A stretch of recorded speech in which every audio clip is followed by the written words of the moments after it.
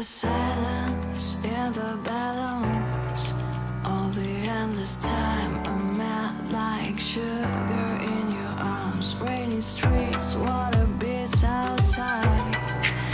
The night is cleaning out old fears in my mind.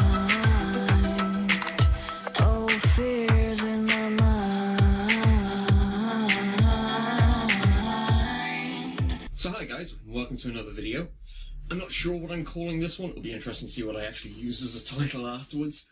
But the idea of this video is I'm not going to be teaching how to use a tool specifically, but what to do with a tool when you know what to do it. In this case, I'm just going to use two photos and I'm going to combine them together to make a kind of a panoramic scene as such. I'm going to use the transfer tool, and at one stage I'm going to be using the clone stamp and curves a little bit as well, I think. And the idea is just how to apply these to a photo and when you want to use them. It's not just this is how it works, but this is how we apply them to our photos. Why we do certain things, why it's good to know certain little tricks that'll speed the process up for you really quickly. So we just hop into Photoshop and we'll start with the two photos. Okay, so guys, we're going to go up to File and we're going to go down to Script. And we're going to go right down to Load Files in Stack, and you'll get this window. The reason we're doing this is because we're using more than one photo, and rather than having to open them individually and then move one into the next, so we get them all into one window, we can just do it straight off from here. So we're going to go to Browse. Here are the two pictures I want to use. So, look, there we go. So there. As you can see, there they are, ready to go, and we're just going to press OK, and that's going to load them in. It'll take a moment.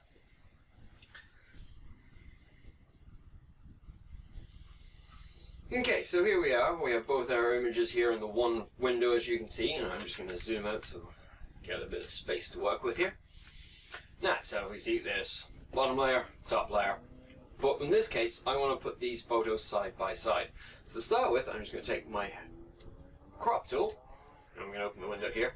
Now, I want this cursor in the middle to end up about here, so I double the length of this canvas. So if I just drag this out, as you can see, middle point is moving to the edge, and there seems about good enough, and press enter. Right, so now I've doubled the size of my canvas because I want a long shot for this one. Now, I specifically want to take this photo of Michelle and put it on this side, and then I want to flip it over. So, first things first, Control-T for the transform window. I'm going to right-click on this, and I'm going to flip horizontally, so it's the opposite way around. Now, just to make sure this slides smoothly across, I'm going to hold down the Shift key, and just click and drag, and so that means it will never go up and down. As you can see, I'm moving the cursor up and down, it doesn't really move, it just goes from left to right on that exact same horizontal point. So I'm just going to drop it there and let go and press enter. Now, as you may have noticed, these two do not match up in the slightest bit. When I took these photos, it was supposed to be individual photos, and then afterwards I saw them and went, you know what, I quite like the way these look if I put them together. So I'm going to have to transform one of these to fit in, and it's going to be Michelle, because I don't need this bit here at the top, which means I've got a bit of room to move her around here that I can cut off, the same as Deepak here is at the top. So again, T-Control for the transfer. Now, to decide where I'm going to use as a matchup. So I think this yellow line across here that goes down along here is probably a good place to start. So I'm just going to move this up, so they're roughly matching. There we go. And then I'm going to take this center point here. Just going to move to the edge and just drop it there. Now, so what that has done is when I pivot this picture anyway, it will pivot on that point there. So as you can see, there we go. So that one point will kind of change shape. It gives me a place to work from, so to speak. That seems pretty good to start with there. Now, as you notice, we have an edge here, and this is too far away. And as you notice, when I move this in, this won't line up to this line here either. But I'm still going to move them across, so just using the arrow keys, I'm just going to move it along. So as I get rid of this gap here, so they actually meet, so to speak. There we go. Right, so now they've met. Now I can tell that's too high, and that's too low, which means they can both come in. And to do that, I'm going to drag from this corner across.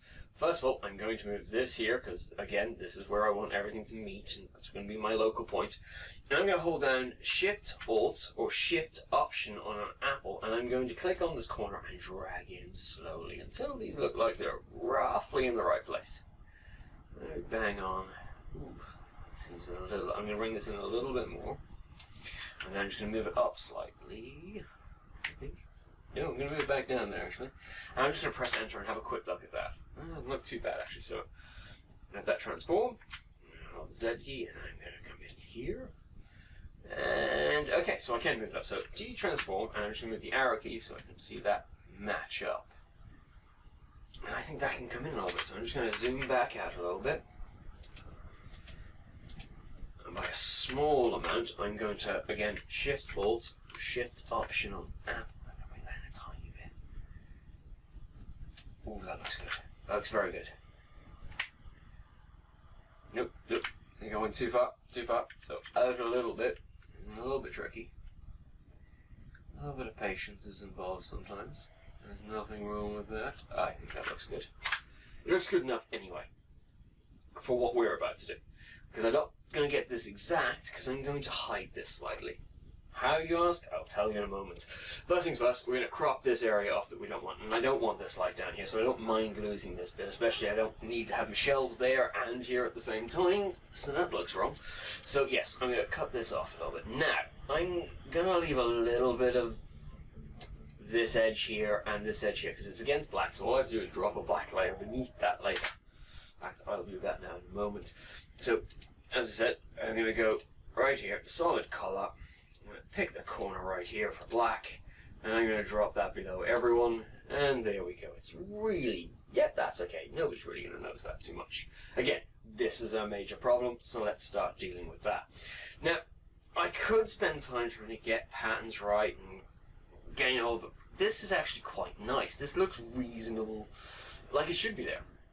Like, this is going in the opposite, that's going, they've met in the middle. So I just have to kind of hide this little bit up here and this bit here, which is really easy. And I'm going to do that by creating a new layer and getting at my clone stem, which is S on the keyboard. And I'm going to hold down Alt and select the area I want. So I'm just going to pick the top of this jar here. I'm going to move over to here, and I'm going to roughly just draw this in. I'll clean this up later, but right now the idea is to make sure I get everything I want in. Yes, and I'll go for everything here. Do the second jar as well. Make sure I have edges of everything first. There we go. Now I'm going to T-transform that, and I'm just going to make that larger. And again, holding down Shift and Alt or Shift Option will keep this in proportion as I increase the size of it. And since it's going to look like it's at the foreground, it's going to be a little bit larger than everything else. Not too large. About there seems good. And then I'm going to flip this so it doesn't look exactly like that. Horizontally. There we go. Now, I'm going to move that over slightly. So it's about there. I'm going to press enter. Okay. Now, as you notice, around the edges, it's all very, very messy. That's perfectly alright. We're going to go and put on a layer mask. Put the layer mask on, and I'm going to zoom into this. And using a pen tool, P on the keyboard, I'm going to start cutting this out a little bit better. I'm going to actually use my pen. There we go. Get this done in a lot quicker time. Move that out a little bit. I'm not really going to go into how to use the... Is that not working? There we go.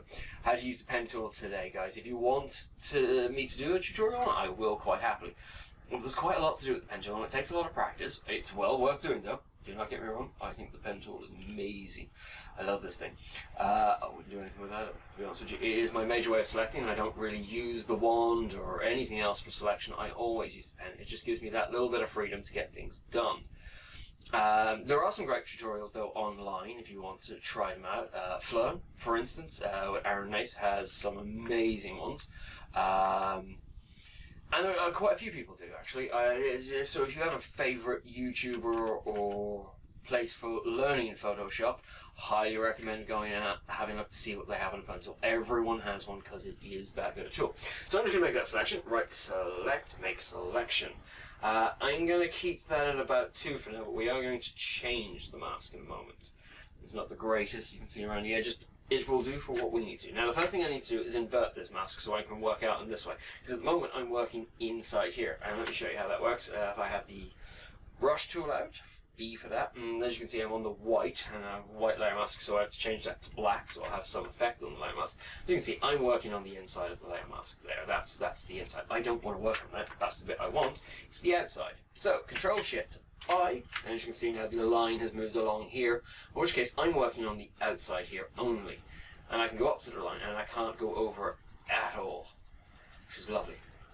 Lots of freedom to work away. And then I can just get rid of that, so that lines up, and that as well. Here we go. This edge here as well can go. Let's just make sure I get the bottom of this fully. Here we go. I'm going to bring up my flow is a bit low for this. I can do this really good. There we go, that's better. And there we go. There we have. And to unselect all of that, it is Control D, and there we go. Now, the edge isn't wonderful there, as I'm sure most of you are looking at. So I'm just going to go up. I'm going to get to Select the Mask. Make sure my transparency is at 100, because if it goes default-wise, and it brings all of this back. So I want to bring that all up. There we go. Now, I just want to feather the edges. I want to make it softer, so it's as soft as these are, whereas right now it's kind of harsh. And that is the feather. And just drag that up a little bit. Give it a moment. Not bad. A bit more. Too far. I can see around here at the edge it's too far. So what I'm going to do is I'm going to bring that down. I'm going to bring the contrast up so I still get a nice sharp edge. There we go. That looks a lot better around the edge. That's a bit clearer. It looks exactly the same as these. And use the references in the pictures, guys. Use references from what things should look like to what they are looking like. And press OK. And we're just going to zoom back from that. Ooh, that's not bad. Kind of all looks like it should be there.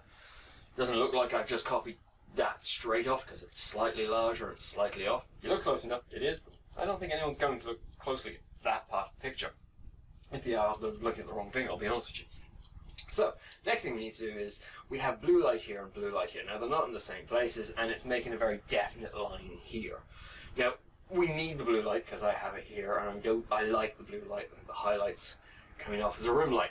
So, I'm going to just make one big light along here. To do that, new layer, I'm going to press G for my gradients tool. I'm going to make sure I'm on the circular. And then I'm just going to pick a color. I seem to actually have a reasonable choice here, actually. But if I press the Alt, I can pick. There we go. It's a little dark. Let's pick one of the lighter ends of it. And bring that up a little bit further in shade. And then I'm just going to drag from here upwards. So I get this consistent glow at the bottom here. Now, I know, it looks awful, but that's when we come to our blend modes. We love our blend modes here. We're just going to try screen. There we go. I actually know screen's the one I want, so that's what I'm going to stick with. Now, that's not bad. Now we have a bit of a line here, so I'm going to play with that a little bit. In order to do that, what I'm going to do is I'm going to come underneath the blue layer I've just created, and I'm going to get a... Ooh, let's try levels.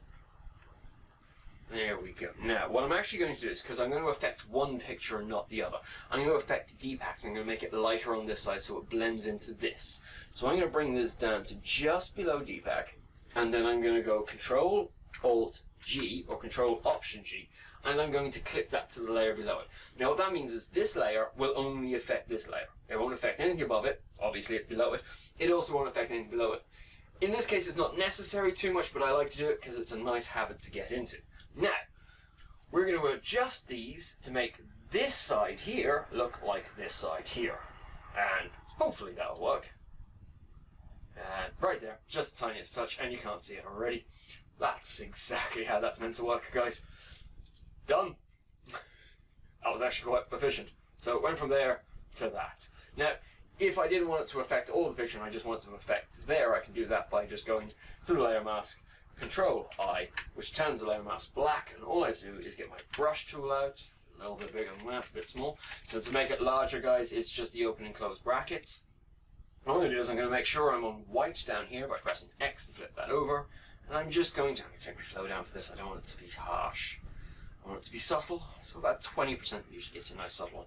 And I'm just going to go like this, gently down there, and that is that. But there we have, guys. We have blended from, well, from that picture and that picture to all of that. And neither of those pictures were taken parallel to each other. It's the power of a transition tool. It is actually really, really powerful, guys. It's amazing what you can get away with it. I hope this has been helpful.